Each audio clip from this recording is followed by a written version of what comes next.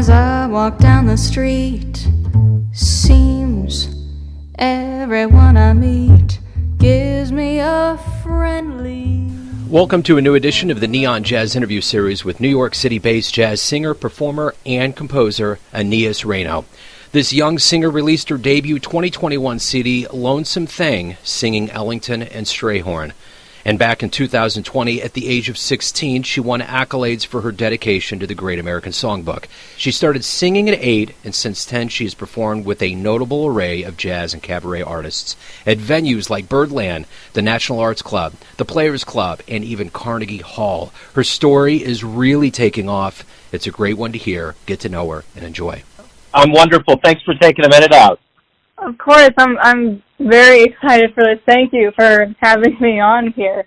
Yeah, you bet. You bet. This is a wonderful album, and I want to kind of dive into, the album and kind of your life and music up to this point. So again, thank you. And clearly, this album is kind of paying respect to a lot of what I would probably think are some of your jazz heroes. Talk to me a little bit about picking the music for this and how it kind of came together. Most of this album was based on a show that I did just a couple months before quarantine started. It was at Birdland, and it was a tribute to Duke Ellington and Billy Strayhorn. Give or take a couple songs, I basically took the set list from that show and recorded it for the album because truly I couldn't think of another way to debut a recording of myself, because Billy Strayhorn and Duke Ellington, they're my favorite composers of all time, and I feel so connected with their music, which I can also get into. And it just felt so right. And, that naturally creates a cohesive sound for the album because it all comes from the same minds, give or take a couple songwriters that help them here or there. I think the interesting thing, and I've talked to a lot of musicians, singers, and players out there that have put together music during this quarantine, is that, no one really knew what was going to happen. And it's almost kind of given everybody a minute to, take in what they did before and kind of turn it into something.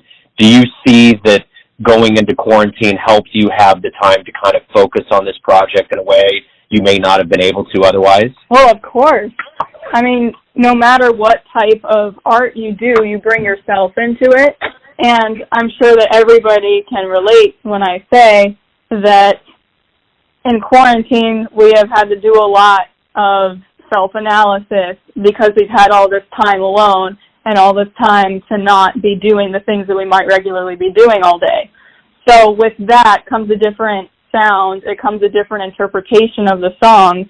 So I'm sure that if I listened to a video of how I did that set list before quarantine and then I listened to the album, it would be completely different. Even if the arrangements didn't all change, I'm sure that just the way that I sang them would be different because people change. I changed. I learned more about myself. I learned more about the music. I listened to music constantly.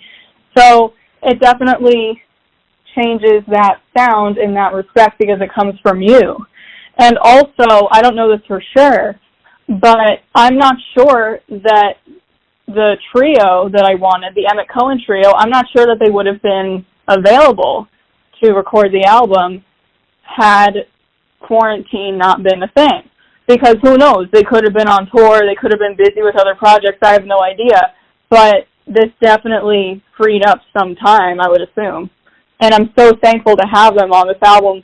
Of course, it wouldn't sound the same, but also just in terms of the creative process, I couldn't imagine it being any other way because they truly brought their own flavor to it while still respecting what I wanted. And to me, that is the sign of a wonderful trio and wonderful musicians and musical listeners. Yeah, I think that's kind of part of the point I was thinking about, is that once this big door closed, which was COVID, other little ones had the chance to open up, like with Emmett Cohen and that kind of a thing. But talk to me a little bit. You touched on, kind of the backbone to this is Ellington and Strayhorn. Talk to me about how they became such big influences on the way that you would do, that you would vocalize, jazz. I have always had an issue with myself of feeling too complicated of a human being, especially when it came to people at school. You know, as the cliche says, I never really felt that I, quote-unquote, fit in. That has gotten better ever since I've embraced this music, especially Ellington Strayhorn's music, because I hear that in their songs. Their songs have made me feel understood as a person, not just musically, but as a human being, in times when I didn't feel that way around my own peers. And this music helped aid me when I started to open myself up more to my peers, because I used to isolate myself from them a lot, and I've gotten better at that over the last couple of years, not alienating myself, and this music has helped comfort me during all of that, because there's something haunting about it, there's something blue about it, there's something lonely about it, and it just, whenever I hear it, whenever I sing it, I feel understood by these composers who never knew me, and these composers who died way before I was even born. But somehow, and this proves that they came from such an honest place, their music feels just as complex as what I would imagine the human experience to be. And so I feel like I'm talking to people who understand me, not only as a musician, but also as a person, and that's why it has saved me through so much. Yeah, that's pretty triumphant. I'm sure if they heard you say that and how it influenced you, they'd probably be pretty happy about how things turned out. That's wonderful. That's very therapeutic, and you know, that's what jazz is anyway, huh? I mean, it's a feeling, and it's a myriad of it's a reflection of life. You know, I've thought a lot about this time in quarantine and interviewing jazz musicians. I've thought about the wide spectrum of artists that are out there, from those on Broadway to, you know, singers, songwriters in different genres. And jazz definitely seems like the world that can probably capture this in a very unique way, because improv is the backbone to what is done in jazz. Well, yeah, I mean, I think that something that's so special about jazz is that, of course, you know, it's recognizable by the improvisation, by the way that the chords are laid out and everything, but I think what it is at its core is respect for the story. Because if you hear a tune with the lyrics, the point of it all is so that the tune and the lyrics weave together to bring out the full meaning of the story to its full capacity. And I think that that's something that's very unique about jazz, because if you have lyrics that are relatable to people, they're going to be executed well based on the way that they've been written with the music. Because admittedly, and I've said this before to different people, and I don't mean it in any sort of negative way, but admittedly sometimes, and this does not usually happen with jazz, but sometimes I will read lyrics to a more popular song or a different genre of music. I will read lyrics to a song, and I'll think that they're beautiful, and then I don't quite feel that the melody does them justice. But with jazz, what makes jazz jazz is doing the lyrics justice, doing the story justice. And I hear a lot of jazz musicians, especially singers, saying, yeah, I guess I'm a singer. You could consider me a performer, an entertainer, but what I am at my core is a storyteller, because that's all that really matters. And that's why composers like Ellington Strayhorn are able to make people like me and so many other people feel understood, because it's all about the story. It's not all about the fancy stuff, even though it can feel like that sometimes. True, and I think that's the thing that's the backbone of jazz. That's very well said.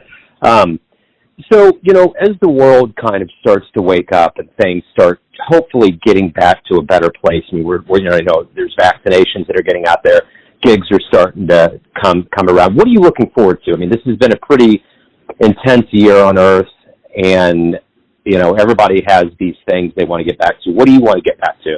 At its core, I just want to get back to performing on stage for an audience in front of me. That's where I feel the most myself.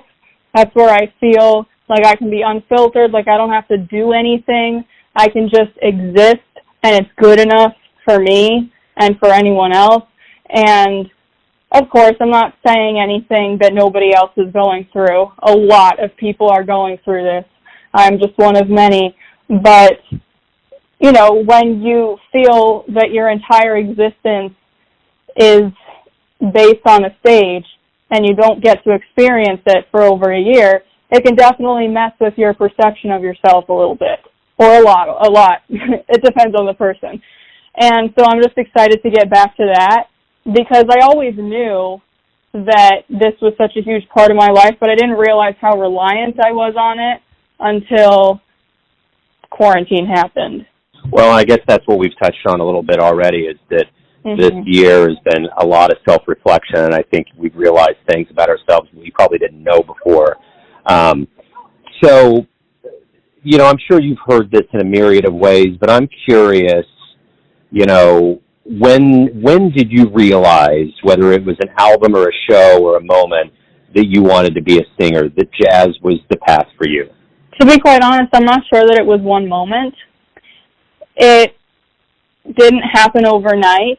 I think that it was just a part of my life for so long, because when I've been singing, I showed interest in singing at first when I was 5. I started taking lessons when I was 7. I started singing jazz when I was 8.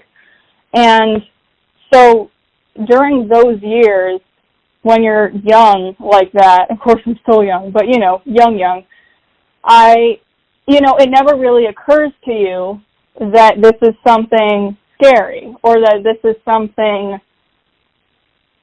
powerful that you're trying to wrap your head around.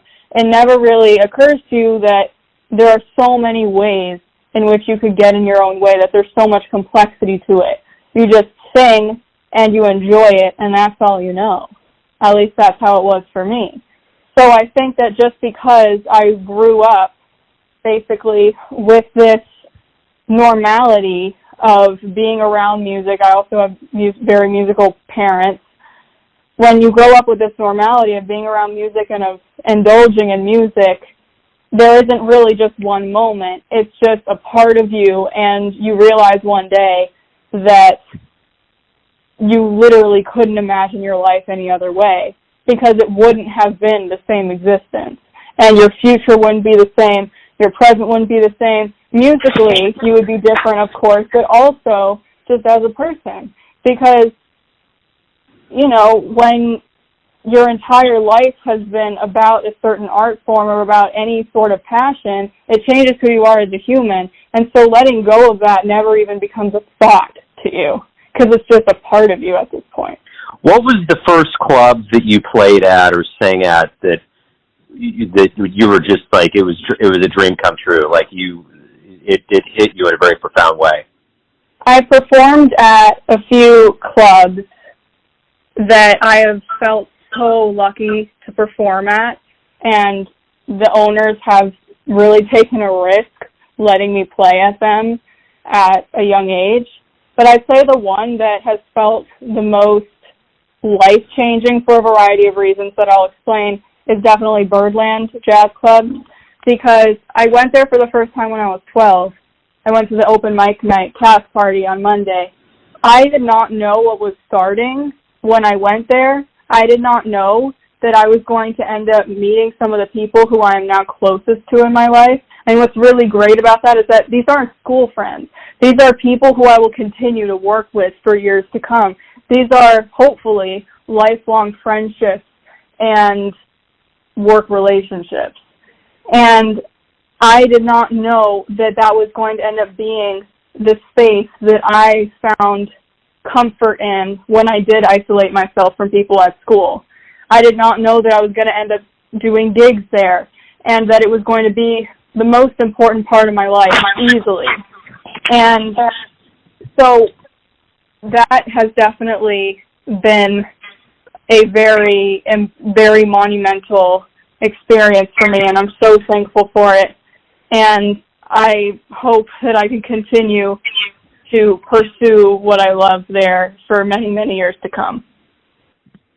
So you've had the advantage of living and growing up in New York City, which would be considered one of the biggest, hotbeds of jazz on the planet.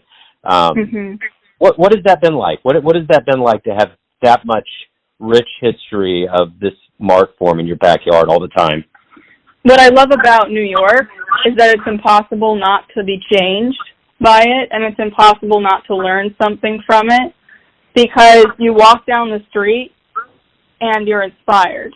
You go into some cafe that you've never been in, and there will always be a cafe you've never been in because it's New York and there's a million in the city, and something changes. It's so easy to have variety, and as a person who gets bored very quickly, this place is exactly what I need artistically and personally. And when you love jazz and you grow up in the place that is so notorious for, like you said, being a hotbed for that, it feels like, I don't want to say a dream come true, because it feels normal, to be honest, because I've never really experienced it any other way. But when I really take a step back and think about the privilege that I have, I am so grateful to have grown up here because of what it has offered me musically. I know that I would not be in the same place musically or personally if I hadn't grown up here. And I just love that the city imposes endearingly a certain maturity on you and a certain hunger for change and for learning. Let me ask you this. What is the most enjoyable thing about being a singer? What do you look forward to the most doing this craft of being a jazz singer? I really enjoy trying new songs with other musicians, because when you've done the same song many times, especially if, as I mentioned earlier, especially if you are somebody who gets bored quickly like me, then sometimes you need to take a break from it, and then you try something new that you know by ear, but you've never actually sung before. And those are the moments that, even in my roughest mental states, give me hope and restore my security and my passion. Because, like I mentioned before, quarantine has been tough because I haven't been able to perform, and you don't get to see people, you don't get to work with people in person. But there were a couple times where I got to get together with a pianist. Of course, we were distanced and we were safe and everything. And I had to film some videos. And once we were done getting what we needed filmed, we just tried some songs for fun. And that's jazz. That's what it is. But I forgot that for a while because we didn't get to experience that. And every time that has happened, it has lifted my mood in a way that I couldn't even describe to you. And it restores my faith in what I'm doing, and that it'll be okay, and that it'll get better. I may know the answer to this, but let me just ask, what if you could get into a time machine and go back in time and see a show, and maybe even talk to the performer after the show, who would you want to see? Who would you want to talk to? Oh, my gosh. There's a few. Do I have to choose one? No, you can do a few. That's fine. Okay. Definitely Frank Sinatra. Because what I have heard about the way that he performed, I mean, of course, you can listen to his recordings, you can watch the videos, but I've heard that every performer in his audience somehow felt as though he was singing only to them. He just had that kind of magic on stage. And I would love to see that in person, to talk to him about that. I would also love to see Sarah Vaughan, because she's one of my favorite singers. I just want to hear a voice and a talent and a style and a respect for the story like that in person. Because if I'm so amazed by it on recording, I cannot imagine what it would be like to witness it in front of me. And, of course, I would also like to see, the Duke Ellington band. I would love to see anything involving him, Count Basie, anything where Strayhorn performed with different singers with Ellington. I would just love to hear all of that music live. And, of course, if I could meet those people, I would be able to die happy. I wouldn't need anything more in this life. I would be good. You've probably already kind of answered this in your own way, but I want to just ask it point blank. Why do you love jazz? My love for jazz definitely has a lot to do with why I love Ellington Strayhorn. It makes me feel understood. It makes me feel like I'm okay as a person because, like I said in the liner notes of this album, if this music is as complex as people are, then maybe it's okay that I'm a complex person. Because, we can get down on ourselves about our different qualities and feeling like we have too many flaws and feeling like there are too many things that go wrong with us in our minds, externally, in our lives. But this music is just as complex as that. This music is not perfect. And anybody who thinks that jazz is perfect, they're probably not listening to jazz, because it's about letting go of the ego, which I still have to work on sometimes. It's about letting go of the need to execute every note with perfect intention, because as long as it's all about the story, as long as it's about feeling something with people and understanding each other musically, because when you understand each other musically, you can start to understand each other personally. And so that's why I love it so much, and that's why I respect it so much, and that's why I will always try to honor it the best I can, because, music's up here. I'm gesturing, you can't see me, but music is all the way at the top, and we're just kind of working the best that we can to it, Everyone has their idea of who they think you are, their perception of you, your family, your friends, those that buy your music, your fans, but ultimately you live your life. Who do you think you are? I think that I am someone who is, on one hand, an old lady at heart, and on the other hand, a total toddler at heart. And it all depends on who I'm around, for either of those sides to make themselves known. And I think that is why I have isolated myself a lot in the past, because I have put a lot of pressure on myself to make all of me known to people who I don't know very well. But in reality, that's not how life has to work all the time. It can be different for different people. And I think that at my core, I'm just trying to accept that I am a teenager. And that's not something that I've always been able to grasp onto in the past. But I'm starting to understand that now. Because even with my toddler side, even with my 60-year-old, 70-year-old lady side, I'm really just a teenager who's just trying to do good by the music, and do good by my family, and do good by my friends. And I think that's the simplest way to put it, even though I didn't put it in a simple way. No, that's great. That's a great answer. My final question to you is this. If you look at your career right now, where you've been, where you're at now, and where you want to go, if we talk in 10 years, what are you going to want to tell me has happened? What are you going to look forward to see hopefully transpire in your career and your music life? I think that no matter what happens, I just want to be performing, and I want to be able to say that I am around people, friends, family, however that might manifest, people who I have a very strong bond with. It doesn't need to be a lot of people, just the right amount for me to feel that no matter what happens in my life, no matter what happens in their lives, we've got each other's back, and that includes the songs. That includes the songs because they're, like I said a few times in this interview, they're there for me. It's like they're people. They're that complex.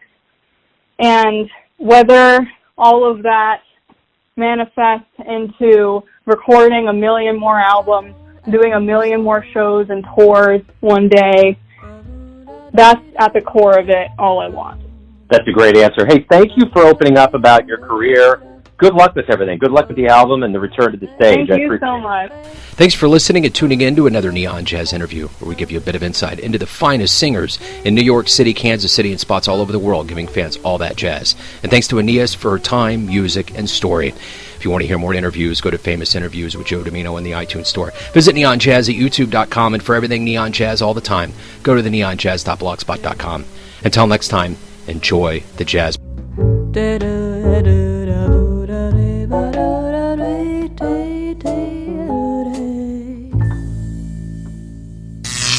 Neon Jazz.